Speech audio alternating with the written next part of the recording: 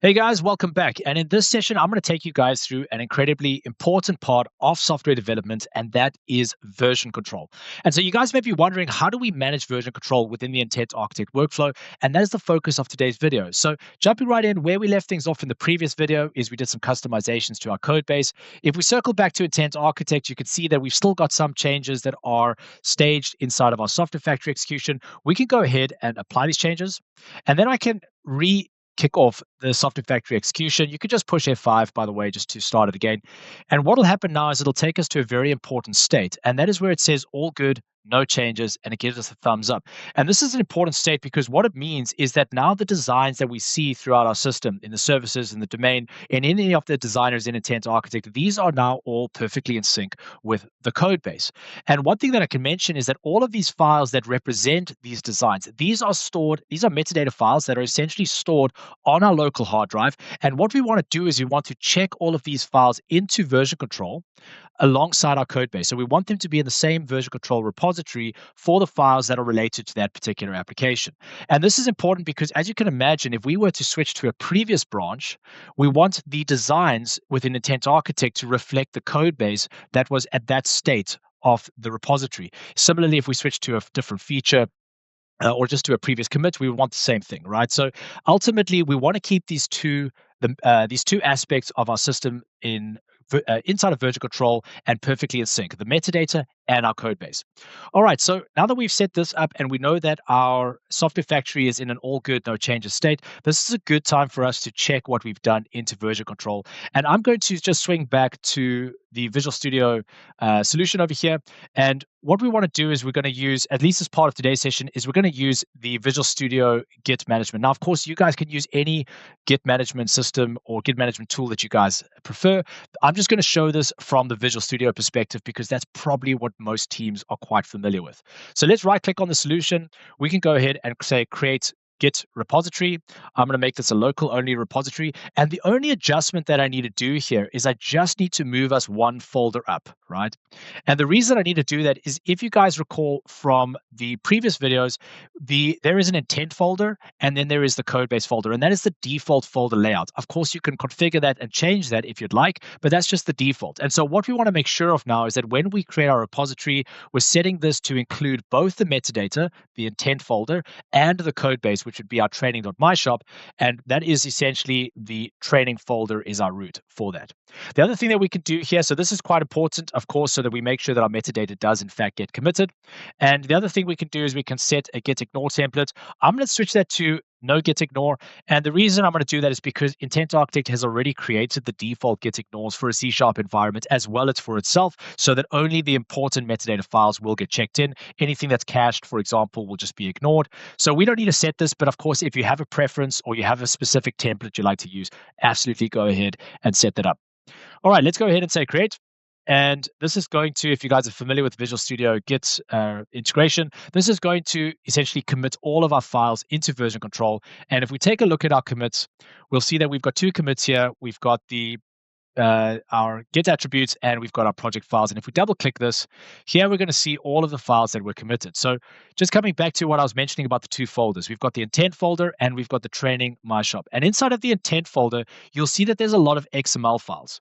Now, I know that at first glance, this could seem very, very intimidating. And I just want you to tell you that you can absolutely relax. You do not need to worry about these files at all. You can essentially what we call black box them, as in you just can ignore them. Intent Architect is managing them. There's really nothing to spend time considering around these files and how they're being structured. This is all completely managed by Intent Architect. So these files are all XML files. Now, why XML? The first reason is that when it comes to version control, XML has advantages when it comes to merging. Right. So we're able to minimize a huge amount of possible merge conflicts, and we're essentially able to avoid the vast majority of potential merge conflicts just by staying in XML. And the second thing you'll notice is that there's a certain level of granularity that is used amongst the files here.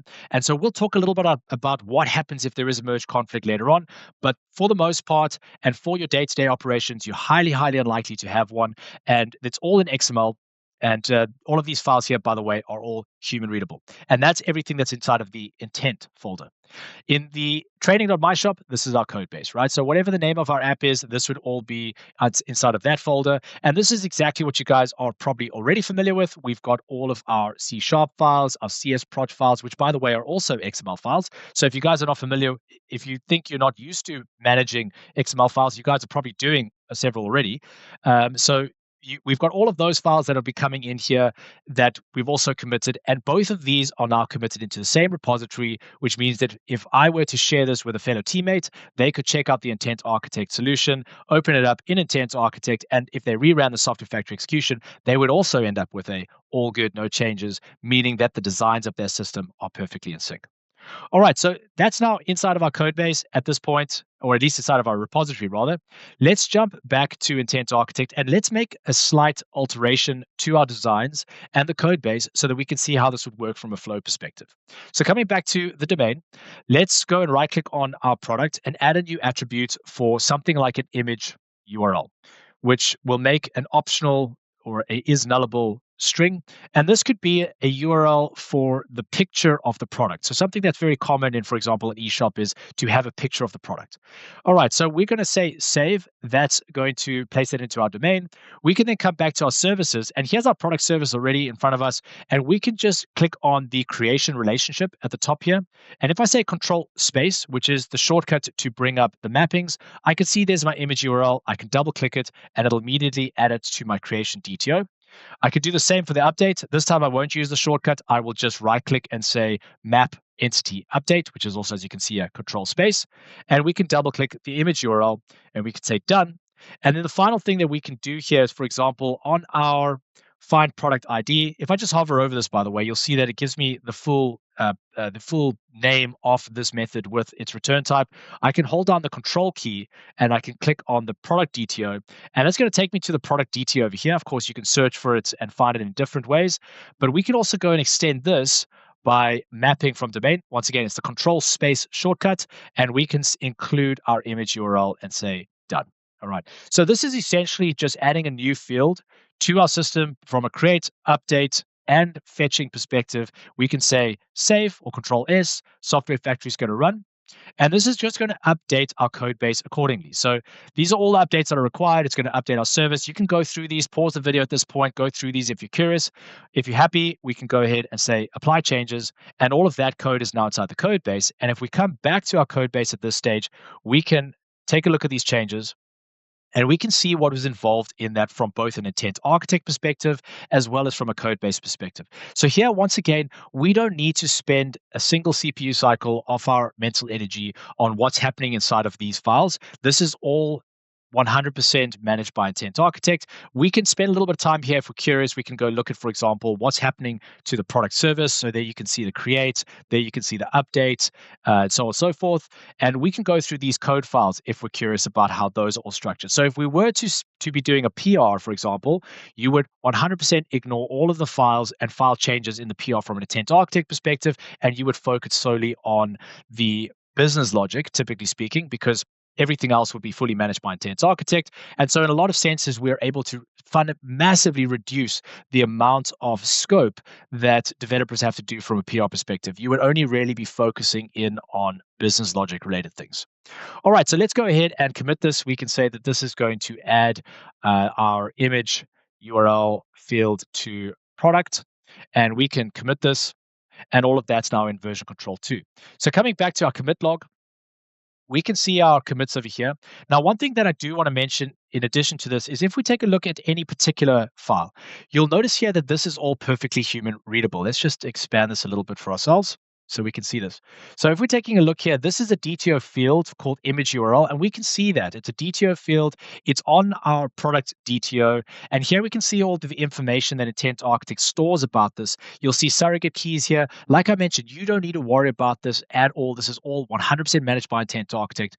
But let's just talk about the possibility of a merge conflict, because that's something that teams, when they're new to Intent Architect, they haven't actually used it, is something that they ask is like, what happens if there is a merge conflict? So the first thing I can mention is that merge conflicts are very, very seldom, right? It's very, very seldom that you'll have a merge conflict. The way that merge conflicts can occur, very similar to to how it works in a code base is if I had to change the name of an attribute, for example, in the code base, and I had to change something like surname to last name, and you at a different developer rather went and changed it from surname to family name, for example, and one of us checked in, the second person to check in after that would have a merge conflict, right? Because we've got, and that would happen in the code base, and that would also happen in the metadata. But it's very simple from an intent architect perspective because it's all 100% human readable. And so you would just select either your changes or the other person's changes. So which one is it? Is it supposed to be family name or is it supposed to be last name? It needs to be one of those, and you would just select the changes from that particular commit. The other thing that I can mention here is that the granularity and the fact that it's XML also does a huge amount of avoiding of any kind of merge conflicts. But just in case you do come across one, you just need to pick which side is correct. It is very, very seldom, but just so you guys have the tools to do that, you would handle this as any other kind of merge conflict, for example, in a CS proj file that you guys are already managing. So hopefully that takes away a little bit of the dauntingness, especially if you're brand new to this. But this is actually a very, very simple process. And everything that you guys are managing from a version control perspective in your current workflows, you guys can apply those same principles, just now including the metadata. Now, the last thing that I do want to just touch on quickly is that we have a CLI version of the software factory execution. And what you typically want to do, and this is really considered recommended practice with Intent Architect, is you would want to put that CLI into your CI/CD pipelines. And what that CLI will do is it'll do two things. The first thing is it will check that your code base and your metadata are perfectly in sync. And the second thing that you can do is you can fail builds if there are deviations and customizations, and we'll show you guys how that all works in a later video. But we do have documentation on this, so if you guys are curious, how do I plug the Intent Architect software factory execution into my CLI, that is something that we have documentation on, and you can find that in one of the links in the description below. Guys, thanks again for watching, and looking forward to the next one. Until then, cheers.